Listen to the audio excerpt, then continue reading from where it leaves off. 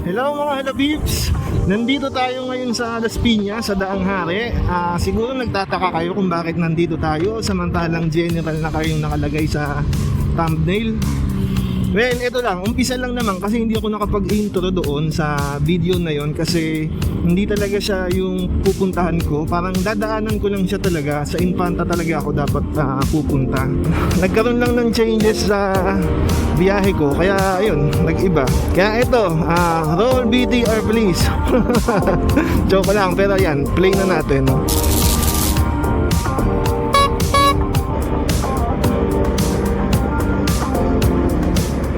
Oh, may ilog din, no? Wow, ang sarap maligo.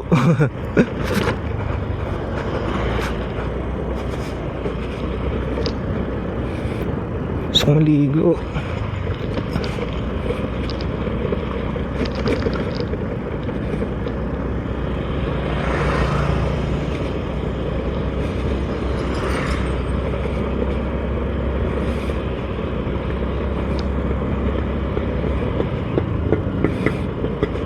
General na car.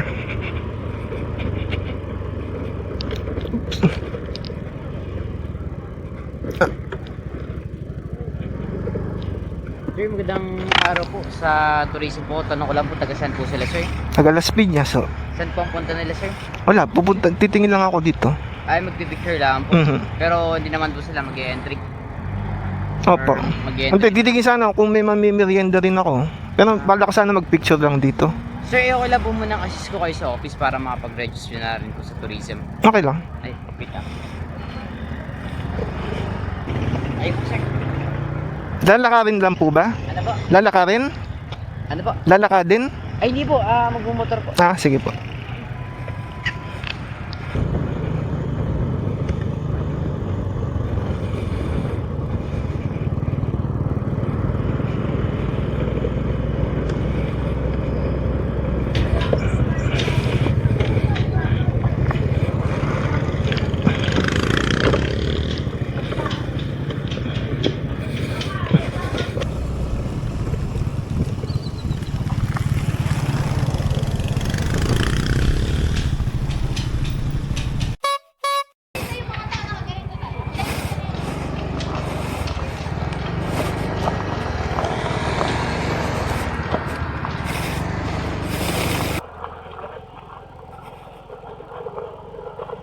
Yan mga halapips, kagagaling lang natin sa tourism office ng General na car. Sabi nila sa tourism office, dito daw, papunta dito, merong daw mga beach, dagat, merong mga dagat, tapos yun daw, meron daw mga ano dyan, pwedeng mapag-campingan, sabi nila. Kasi sabi ko sa kanila na magka-camping ako sana kung matutuloy ako dito. Ngayon, suggestion nila na dito daw sa daan na to, nandun daw yung mga dagat, pwede daw mag walk in doon, tsaka affordable daw, sabi ni ate na nakausap ko. Bali yung ginawa nila doon ay wala lang, tinanong lang nila muna kung ano yung gagawin ko dito, tapos kung may pupuntahan na daw ba ako. Sabi ko nung wala pa, kasi sabi ko na hindi pa ako sure, kasi parang ang plano ko talaga is dadaan lang ako dito, parang papasyal lang. Kasi wala akong idea sa lugar na to kung ano yung meron dito. Yan yun, binigyan nila ako ng brochure. Tapos yun, nakalagay kung ano yung mga pwedeng puntahan, yung pwedeng mabili, kung ano yung attraction dito sa kanila. Ayun, yun lang naman. Tsaka hiningi lang din nila yung details ko. Tsaka may environmental fee na which is okay lang naman, pang 30 pesos, ganun. Kasi kahit sa ibang lugar naman may mga ganun din. Kahit dati nga sa Batangas may mga ganun din pag magsuswimming kayo. Yun, dito ganun din naman. Medyo na-weirdan lang ako kasi sa Batangas yung mga environmental fee, yung mga tourism na ganun, nasa tabi lang nung kalsada. Sa kanila, pinapasok ko dun malapit sa munisipyo, sa office talaga. Wala lang, napansin ko lang parang kakaiba. Pero okay naman. Mabait, nakakatuwa nga sila dun. Medyo makulit-kulit yung nakausap ko na babae dun.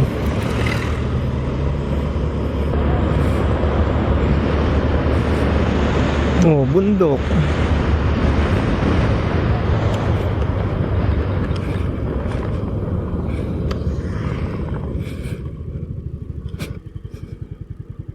Ganda ng view.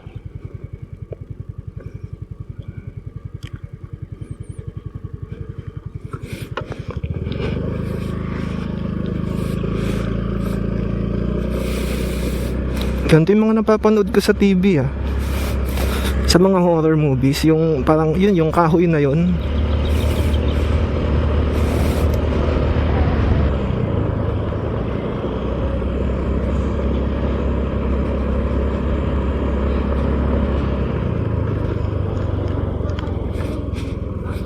Try nga natin magtanong sa resort.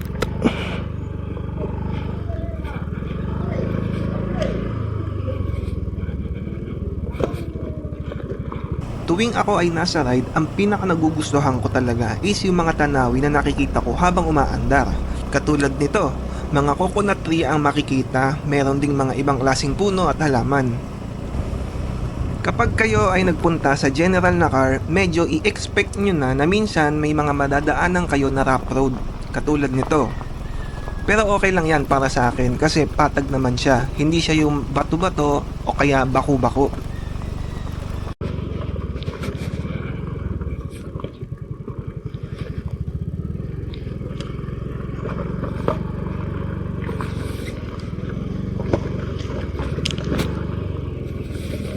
Nakita ko na yung mga resort dito sa side na ito ng general na car. Hindi ko lang pasigurado kung saan ako magi-stay kasi nahihiya ako magtanong. Kaya ito sa Google Map muna ako titingin. Dito yung napili ko, ang MRJ Beach Resort, kasi meron silang swimming pool. Well, hindi naman talaga ako naliligo sa swimming pool pero naging part na lang din siya ng criteria ko sa pagpili. 300 pesos ang presyo ng camping. Siyempre kasama na sa presyo na yan ang paggamit ng swimming pool, lababo, ihawan, restroom, shower. Nagtanong muna ako kay kuya kung saan ako makakabili ng mailulutong pagkain, katulad ng karne, isda o kaya gulay. Sabi ni kuya sa bandang Tulay daw, mga alas 4 daw ng hapon meron nang nagtitinda doon. Kaya ito, umalis na agad ako papunta doon.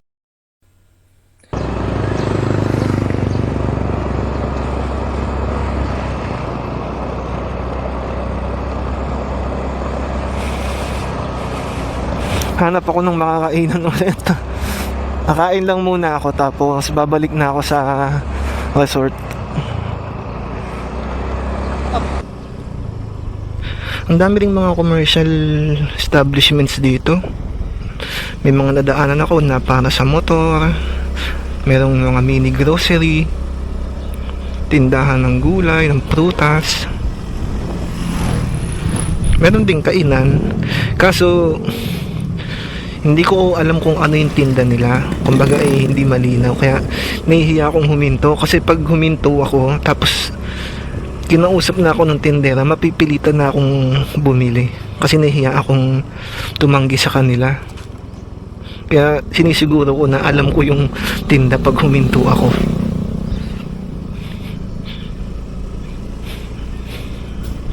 Pero yung karamihan sarado pa eh. Siguro ganito pag kapag yung mga patay na oras, yung wala masyadong tao, nagsasara sila. Tapos magbubukas na lang ulit mamaya.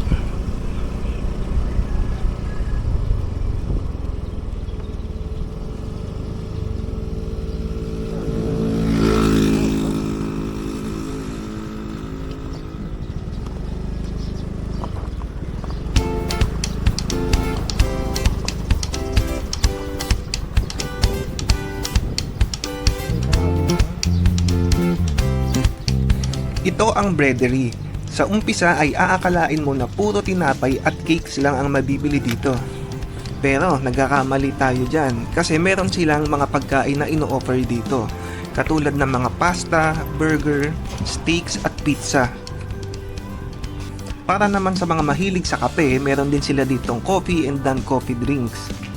Para din siyang fast food kasi meron siyang combo meal at group meals.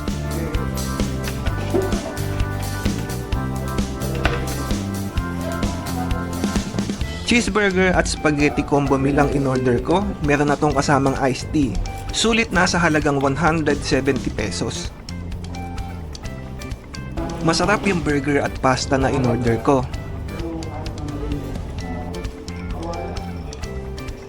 Actually, habang kumakain ako, bigla akong naalala yung Tropical Hut. Matagal na kasi akong hindi nakakakain doon.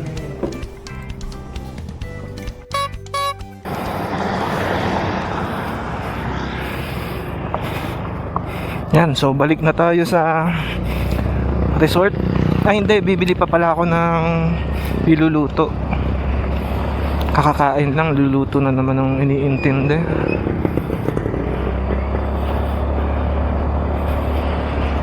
Parang ang dami dito nagtitinda ng ihaw. Ilan na yung nadaanan ko eh.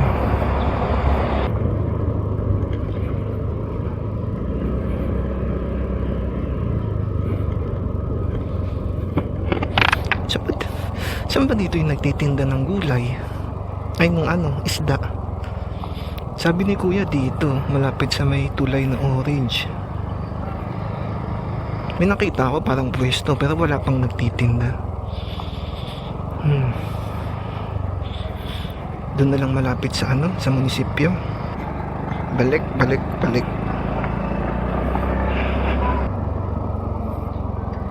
Tinda dito. Sabi na. Boset, buraw. Magkano po sa tilapia? 150 po. Ha? 150. Eh sa pusit ho? 220 po. Bago po sir. Magkano po set? 220. 220 ang... Ay, 1 kilo na yun. Pwede ba kalahati lang ho? Maliliit po lang. Yan, okay na po yung ganyan. Mura naman ang pusit dito. Tagasang pa po. Las Piñas, Manila. Mga 600 ho yun, 1 kilo. Doon po. Oo. Doon, mahal po kami. Kaya nagulat ako sa presyo eh. 140 po. Okay lang? Ha? 140. Wait. Kunin ko muna. Okay na ate. Okay na po. Ay, salamat po.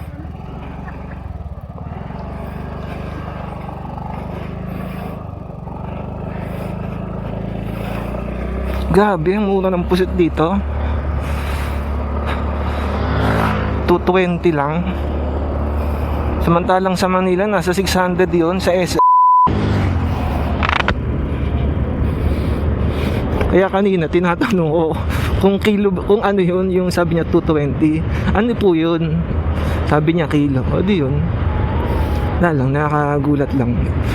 Yung laki ng diferensya ng presyo sa Manila tsaka sa probinsya. Sa Maynila kasi hindi ako nakakabili ng puset kasi yun nga, namamahalan ako, umabot ng 600. Kaya kung bumili man ako na napakabihira lang, siguro bibili lang ako ng 1/4, yun lang. Eto, nakabili ako ng kalahating kilo tapos kakainin ko siya sa isang kain lang. Kaya yun, big deal na to sa akin. Ang dami niya, sulit. Kung makabili nga lang ako para iuwi ko kaso malayo.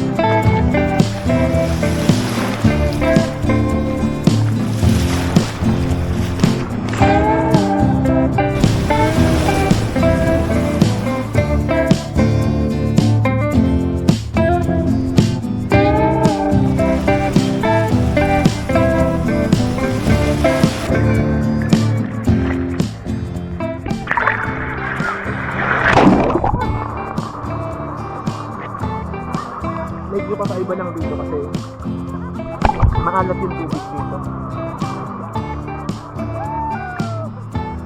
Ngayon lang ako Ngayon lang ako nakakabit sa magkita. Kasi madalas pag nagpupunta kami sa dagat, ayun, pamilya kami, o kaya outing ng kaibigan, o kaya ng mga mag-opisina.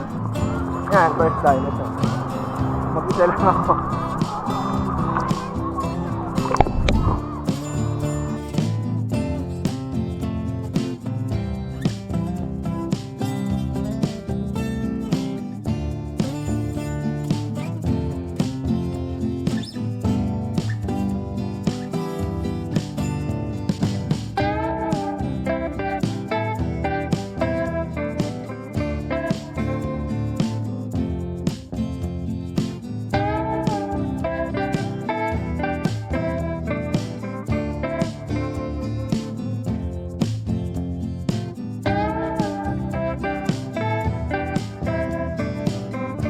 Nag-enjoy ako sa biglaang trip ko dito sa General na car.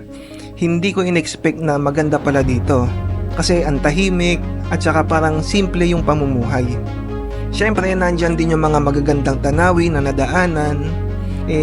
Parang halos wala palang yata yung mga nakita ko kasi ang dami palang mga natural attractions dito sa General na car. Katulad ng falls, ilog at mga beach na hindi ko alam kung paano mapupuntahan. Pero sana makabalik ulit ako dito para mapuntahan ko yung mga ibang attractions na hindi ko nabisita. So ayun mga halapips, hanggang dito na lang tong video na to. At sana nagustuhan nyo, sana naaliw kayo sa munting adventure natin.